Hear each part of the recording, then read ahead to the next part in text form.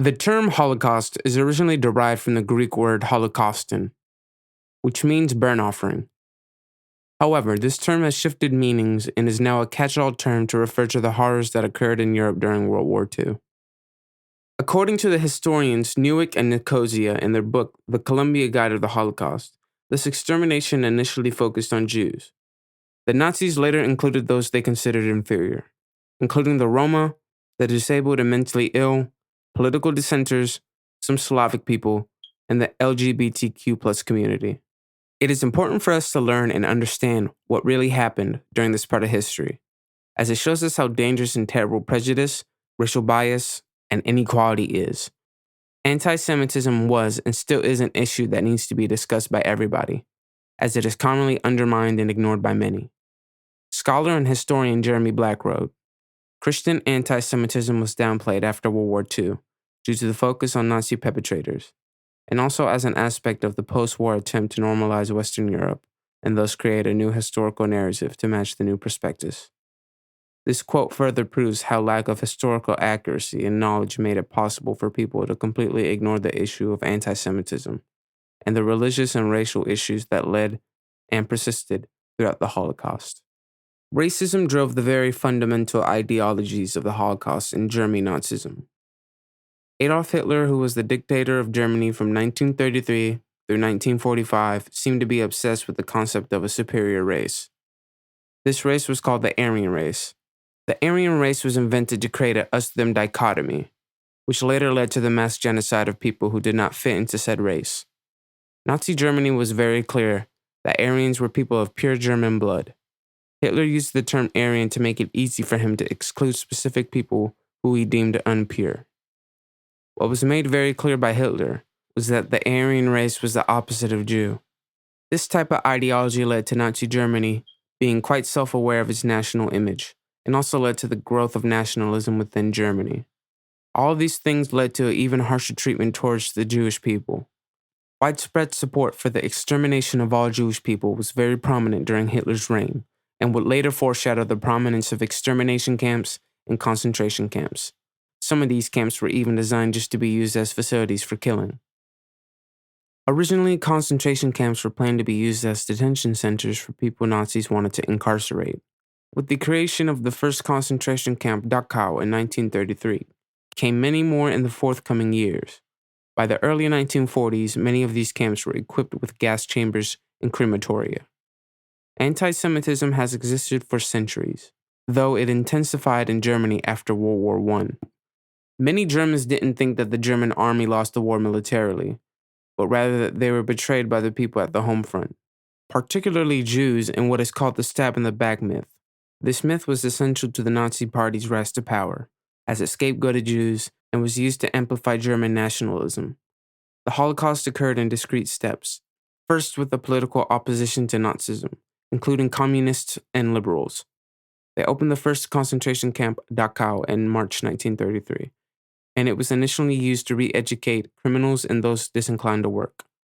When people would arrive at these camps, they would either be shot or gassed. Over time, Germany adopted nationwide policies and laws restricting the freedom on Jews and other undesirable groups. By April 1933, protests against Jewish businesses began.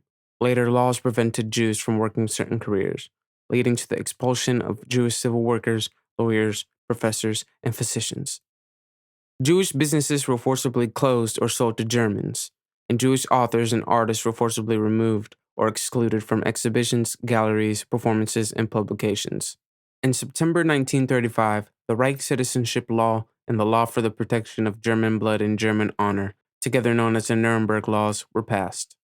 These laws officially classified Jews as any individual with 3 or more Jewish grandparents and dictated that only Germans or Aryans could be citizens.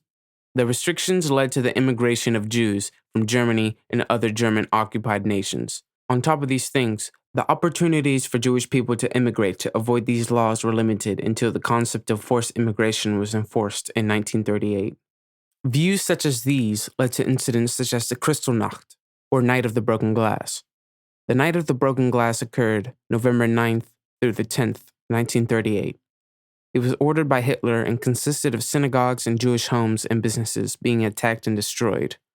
This was used as a tactic to not only intimidate and hurt Jewish people, but also as an attempt to annihilate their presence in history. After killing hundreds of Jewish people during the Night of the Broken Glass, the number of Jewish people held in concentration camps increased quite a bit. The policy of enforced immigration was pushed, in what we know as modern-day Czech Republic. Germany was focused on conflict and attacked Poland, who had a population of 3 million Jews. Germans wanted to immigrate the countries they conquered as well. More killings occurred after the conquest of Poland, and was one of the earlier killings that prevailed the euthanasia and what most people know as gassing. The method of gassing was an experiment in itself. Germans searched for the best method of killing Jews in a way that gave them little warning of what was to come. The beginning of World War II was the point where gassing became the normal way for Germans to kill the Jews. But before the killings, there had to be a way for the Germans to tell who was Jewish or not. They isolated them. Jewish people were marked with a badge. Once these people were marked, they became targets instantly. Not only targets for violence, but they were also targets for forced poverty, and were helpless, which led to them being moved to ghettos. Later in 1942, the treatment of Jews worsened, and Jews were forced into labor on top of being killed for merely existing. 11 million Jews were estimated to be affected by what they called the final solution. Those who were children or women were not seen as fit to work and were killed. 1942 also saw the relocation of Jews who were in the general government. 300,000 Jews were deported from Warsaw from July to September 1942. Most of them went to the death camp that was only miles away.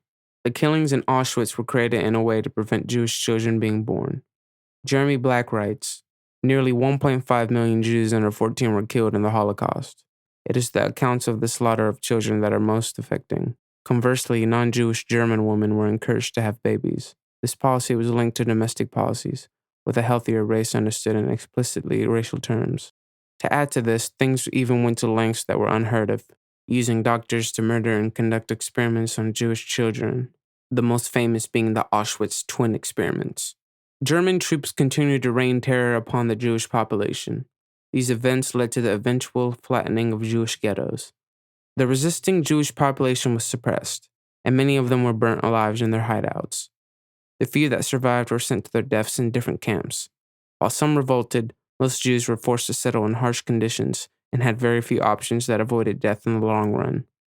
Towards the end of the war, not only did killings increase as the Soviets tried to and succeeded in providing evidence of war crimes committed by Nazi Germany, this only led to them trying to dispose of all proof of future crimes. Killings in camps continued until the end of the war. The deaths were countless, and a confirmed death toll was and still is not available.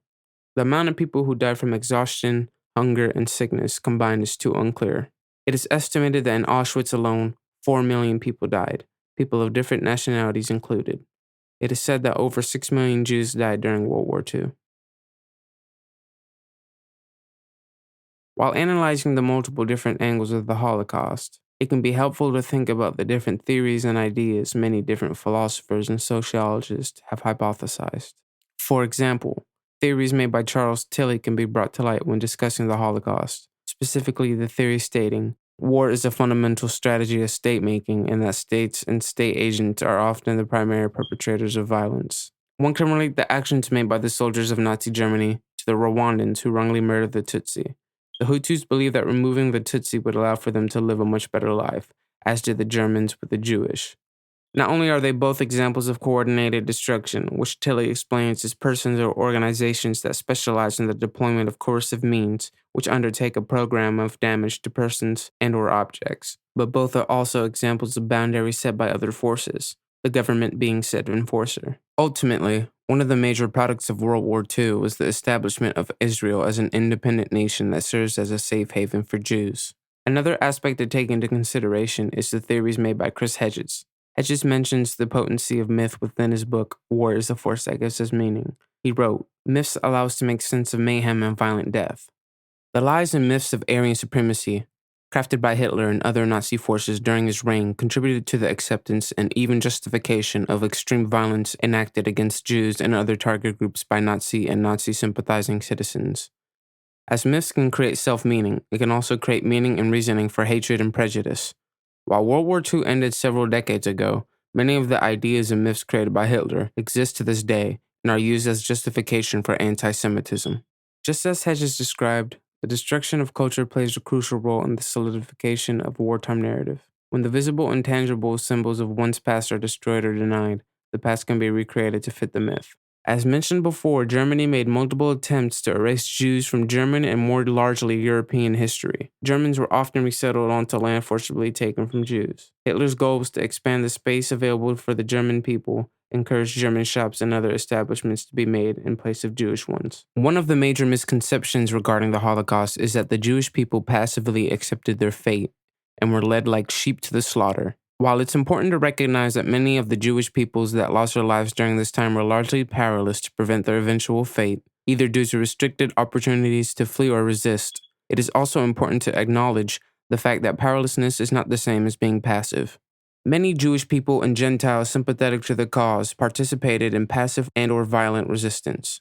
As sociologist Nechama Tetz states in her essay, Jewish Resistance, Facts, Omissions, and Distortions, there was armed and violent resistance to Nazi forces both within and outside concentration camps and Jewish ghettos. Underground Jewish resistance and organizations were established in 7 major ghettos and 5 minor ghettos, and armed resistance occurred in 5 concentration camps and 18 forced labor camps. Those that participated in these armed uprisings proceeded knowing that these armed encounters may not be successful, and hoped that these efforts of resistance would at least salvage the honor of Jewish people. In contrast, nonviolent resistance attempted to maintain the honor and dignity of Jewish people through efforts to maintain Jewish culture and refusal to submit or despair in the face of Nazi oppression.